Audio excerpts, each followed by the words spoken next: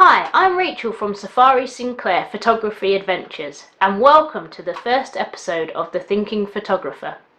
I love helping people take their wildlife photography to the next level, and I really feel the best way of doing this is to understand exactly what you're photographing. If you enjoy this video, please consider subscribing and sharing the video with a friend.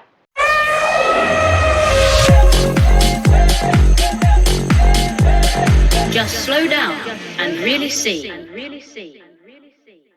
Okay, so let's get into it.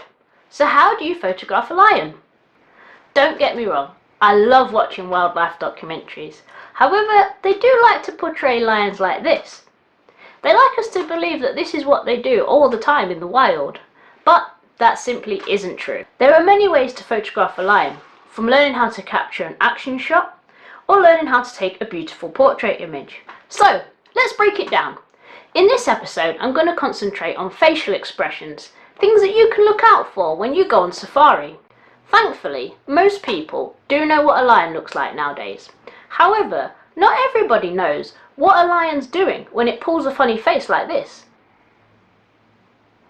There is so much interesting behaviour, but it's very often overlooked. But really, that's what's going to bring interest to your photographs. Lions are super expressive, so they are fantastic to photograph and really fascinating to watch. I'm going to show you 3 very different facial expressions that lions regularly make. So, first up we have this. It may look like this little guy is roaring, but actually he's just yawning. People say lions are lazy, but that's not actually true. They conserve their energy during the day, so they can use it whilst hunting in the evening or early morning. Hunting takes an awful lot of energy, and with a failure rate of 60 to 70%, they do need to conserve all the energy during the day, just so that they can catch a good meal. If you want to try and photograph the lion's teeth, try photographing the lion face on. But if you want to show how wide they can open their mouths, then try photographing them from the side. Okay, so next up, we've got this one. So this might look like the lion is trying to blow a puff of hot air out of its mouth, but in actual fact, this is a lion roaring. Due to their flat, square-shaped vocal cords and very long larynx, they don't have to put in much effort to be heard up to 5 miles away. Try photographing the lion from the side so that you can really see the shape of their mouth. If you're lucky enough to photograph this in the cooler part of the day, you may even be able to see some breath coming out of the lion's mouth. That's really worth capturing. Okay, number 3. This is my favourite expression, as it looks like the lion is pulling a really cheesy, scary kind of smile. But something way more interesting is happening. This is called the flaming response. As the lion inhales through his mouth, the air is drawn up into his Jacobson organ, which is in the roof of his mouth, allowing him to ascertain scents and pheromones. Sometimes this facial expression can indicate that there's an intruder in the area, or there's some sort of unfamiliar scent in the area. This can also be seen when females come into heat. Talking of females coming into heat, here's 2 more facial expressions that are very different.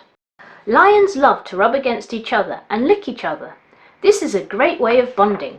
The lioness really has to feel that the lion is going to be able to protect her and her cubs, so she has to make sure that this is the right boy for her before she allows this to happen. The lion's penis is barbed with little hooks made of keratin, so as he pulls out it scratches the lioness, which sounds as painful as it looks. If you're lucky enough to find a mating couple but you miss the action, just stick with the sighting, as this can happen every 20 to 30 minutes for up to 3 days. Poor girl. Try taking this shot from the front, but also from the side.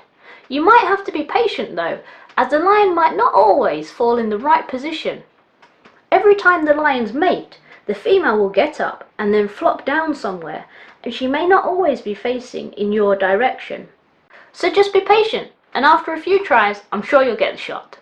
So there you have it. 5 very different facial expressions that you can try and capture next time you're photographing lions. Just to recap, we had number 1, yawning. Number 2, roaring. Number 3, the flaming response. Number 4, bonding. And number 5, mating. It really doesn't matter what camera you have, and it doesn't matter how experienced you are in wildlife photography. Just by trying to capture these different facial expressions, you're going to add so much more interest to your photographs and really bring emotion into your images. So, get your shutter speed high enough to capture it, and always have your camera ready. Next time you're on safari, waiting for a lion to do something interesting, don't forget it's probably already doing something interesting right in front of your eyes. Be sure to capture these facial expressions next time you go out on safari. In the next episode of The Thinking Photographer, I'm going to show you how to photograph lions in their environment. Thanks for watching.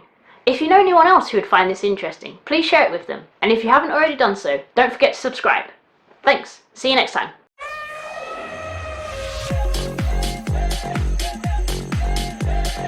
Just slow down and really see.